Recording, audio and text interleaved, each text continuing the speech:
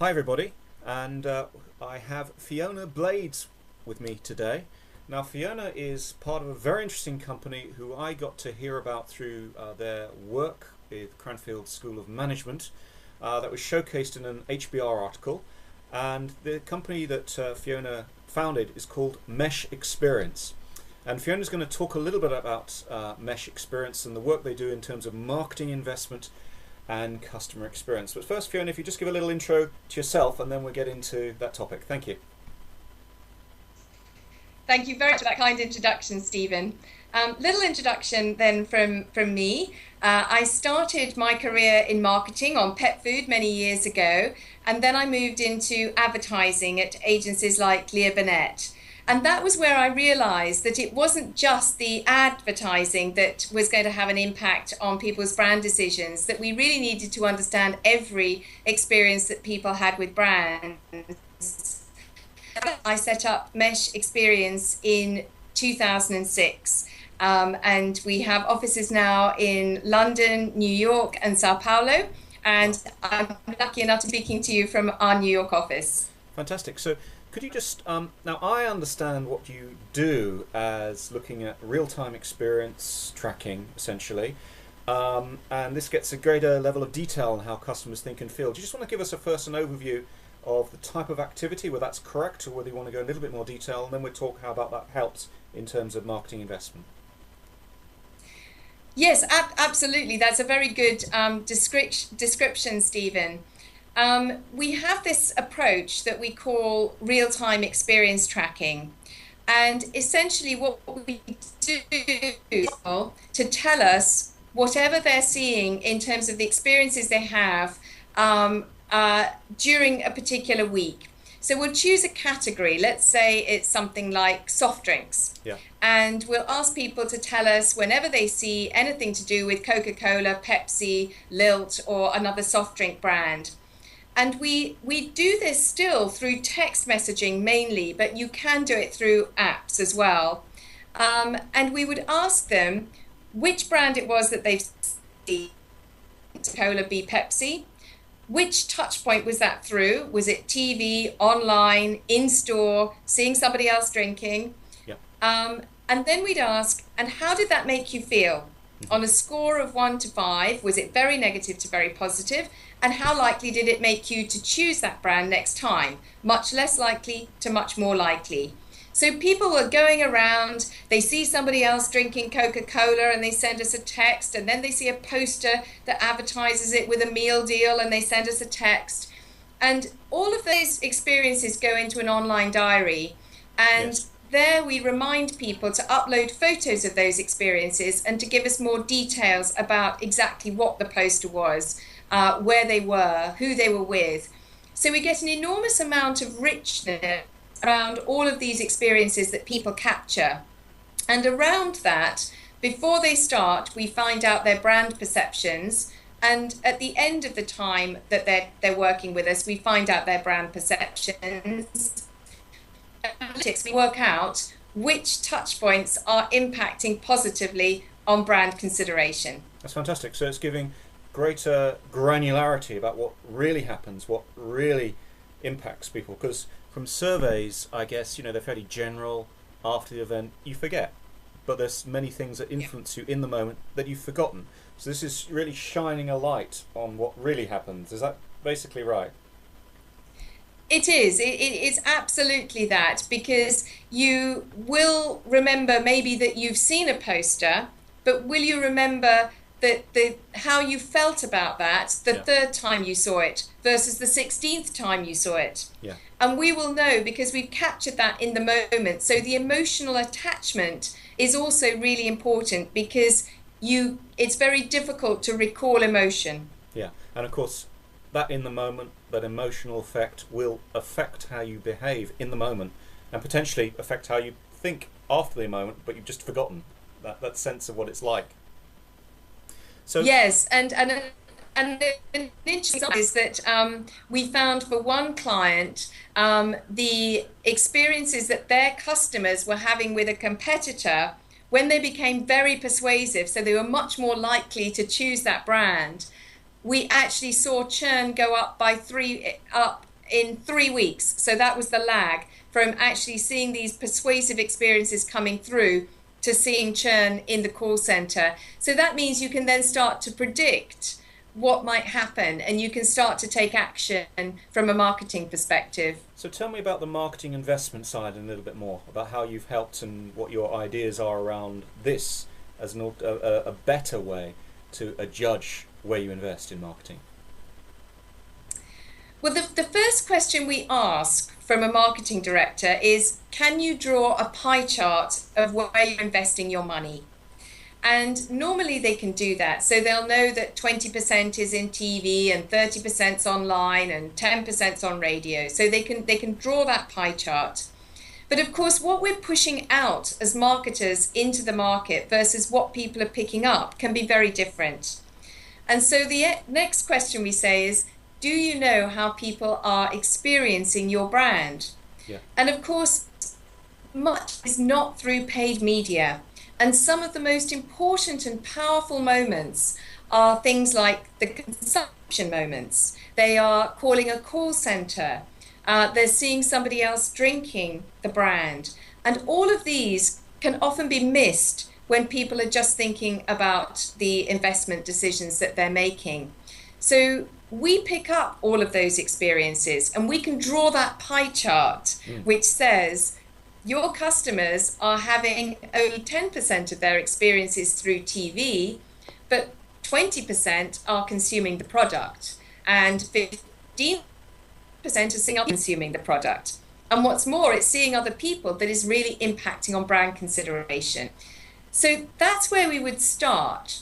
And then after that, what we've done is we've done a lot of analytics over the 10 years that Mesh has been in existence.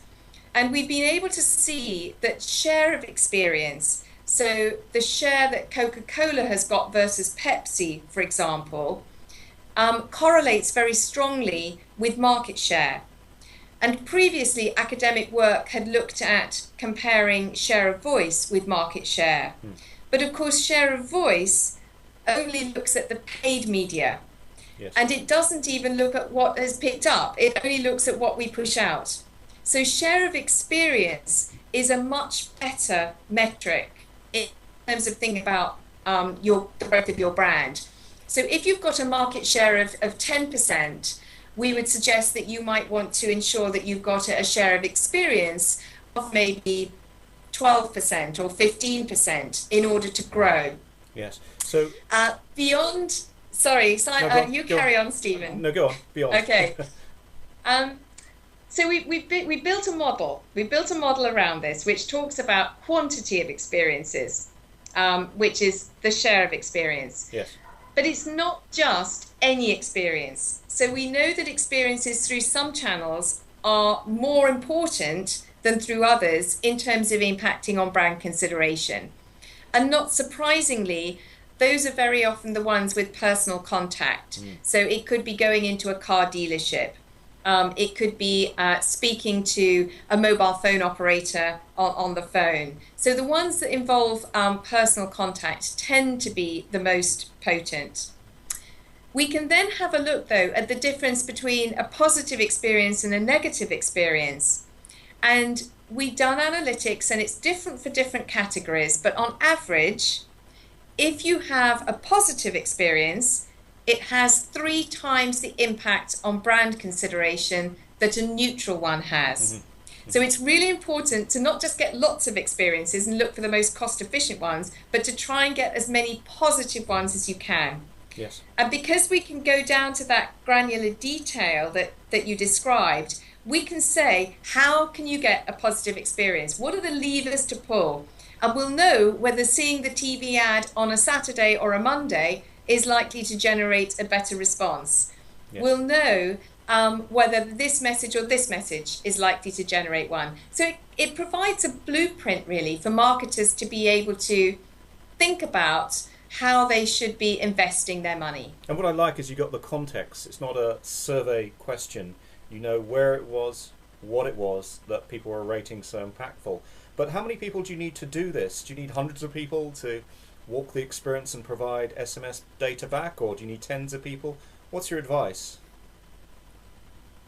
My advice relates to what it is that the client might want to do with the data and what decisions they're going to take. So if it's going to be a very big decision, you need hundreds of people. Yes. So in order to do the analytics, we would say you should really have around 600 people. Yes. And you might have, let's say, 4,000 experiences from those 600 people. Because you'll want to be able to see if they've had this experience, and not everybody will have had that experience, what impact does it have on brand consideration? So if you need to get to those kind of decisions, we would say you need a larger sample size. If, on the other hand, you just want to have a sense of what people are picking up and what is more impactful in your market, you could probably have a smaller sample size. So even 100 people telling you about 500 or 600 experiences is going to give you a lot of richness when you contextualize that with what Mesh already knows from millions of data points. So you could still get, even from 100 people and 700 experiences, if it was Coca-Cola has 400 and Pepsi has 300, you've still got a share of experience. You can still start to have a look at contextualizing those metrics with what we already know. I think I also like the fact that you basically make it apparent for people what their experience is in the first place. So if it's a blank sheet of paper, what is our experience? You could easily sit in a room and make stuff up from your previous satisfaction or NPS survey, but you're adding that layer in that explains actually there's a whole lot of stuff that people go through that you're completely missing, to actually explain even from that basis what it is that people are going through, and by segment. I think that's a very interesting point, and so often when we present the data back, clients are surprised. There are anecdotal things we get, like I remember seeing something about picking up Evian in a song on the radio. So there are all those anecdotal things that come through, which we capture under other. So we always have other. Okay. But there are other things as well that clients don't expect. So I remember for one client, we'd been looking at work over Christmas, and the client saw the TV ad with lots of experiences for a competitor, and they said, but this hasn't been on TV. There's been no brand advertising, and we said, no, that brand hasn't been advertised, except it's been in the Sainsbury's ad, the Morrison's ad, and it had been all over the retailer advertising. Yeah. And the client said, well, surely that's devaluing the brand. And we looked at what people were saying in their diaries, and they said, Sainsbury's is getting me in to do this as for my Christmas shop. So they're selling this as a loss leader to pull me in. And we said, well, in this instance, maybe it's not devaluing the brand, but obviously if they keep being on promotion, it will be. Fantastic. Okay, Fiona, so if people listening to this want to get in touch with you, how should they do that? We'd be delighted if they would like to. They can certainly contact me personally at Fiona Blades at meshexperience.com. We have a website which is www.meshexperience.com, so they could go on to that to find out some more information. And we also have a social media presence, so whether through Twitter, Facebook, LinkedIn, there are those forms of social media as well. So I'd be delighted if anybody does want to get in contact. And of course there's that HBR article, I think it was last year, was it, or a couple of years ago, wasn't it now, I think. Which is a good proof point. Do you know, it was back in 2012 now. Oh, right, I can hardly believe it. September 2012, a fantastic HBR article written by our mutual friends at Cranfield. Yes. So definitely worthwhile reading that. Okay, Fiona. Well, thank you very much for your time. It's been great talking to you. Thank you very much, Stephen.